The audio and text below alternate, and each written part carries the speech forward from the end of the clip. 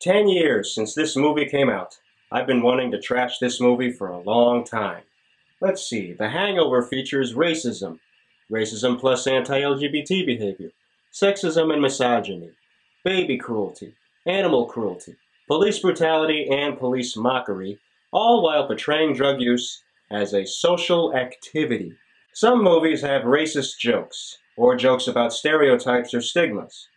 But The Hangover thinks being racist is being funny. So with no jokes to tell, this movie features a black person who comes in as this angry, stupid, outcasted moron who enters late in the picture, stays for a little while, and then disappears with no explanation. How about the women in this movie? Nowadays, everybody wants strong women in movies.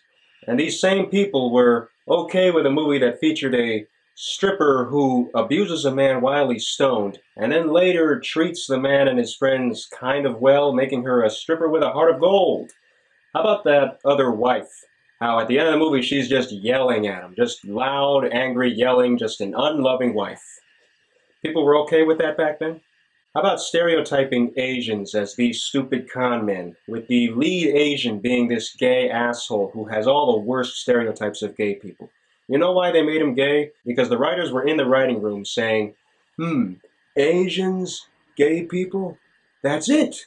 Make the Asian gay. By making the Asian gay, we put two in one. That's twice the laughs in one scene. We save casting, time, and budgeting. How about abuse to a baby? First off, what's so funny about calling the baby Carlos? What's so funny about Spanish names nowadays? It's their sense of humor. No, don't tell me that. It's humor is subjective. No, don't give me that piece of shit excuse. It's relatable. Oh, really? You can relate to that? How so? Come on, it's only a movie. No, definitely don't give me that excuse. I mean, he just said, Carlos. What was the joke? And how about when he assimilates the baby masturbating? Really humiliating a baby for his entertainment? Like, how is that funny? Or when they ram the baby into a car door?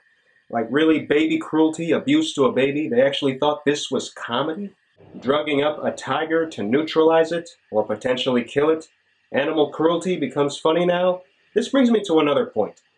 How poorly made the movie is. Remember when the tiger reached out of the car windows and snapped at the assholes? Remember how fake the paws were?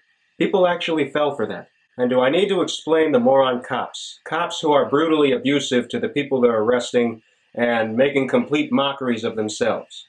You see how this movie is trying to tell us that these three white assholes are better than everybody else around them?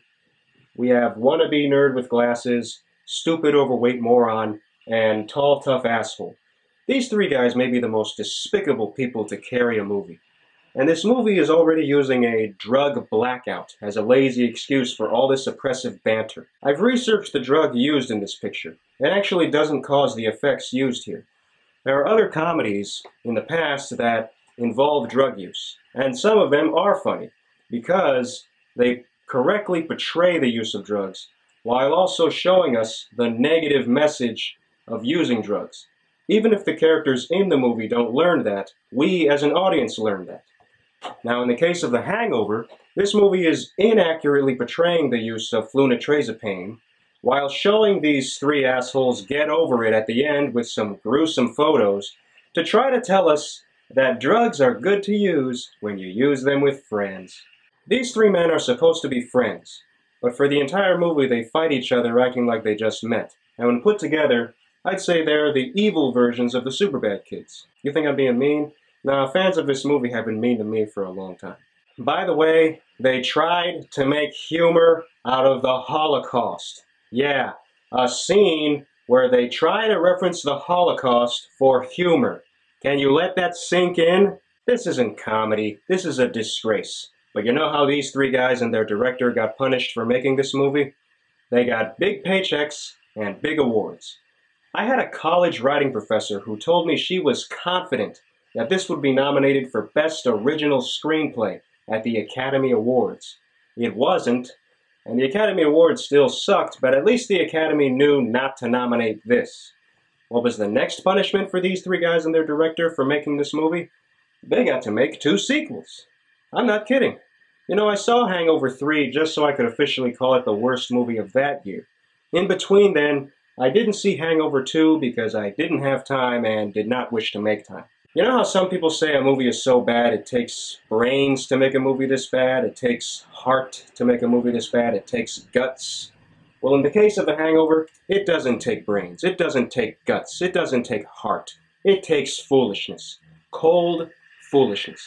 And man, people criticized me relentlessly for hating this movie. I was told that I must be high for hating a movie that promotes drug use. I was told that I don't understand comedy just because I hated one movie that had no jokes. I was told that I don't accept other people's opinions.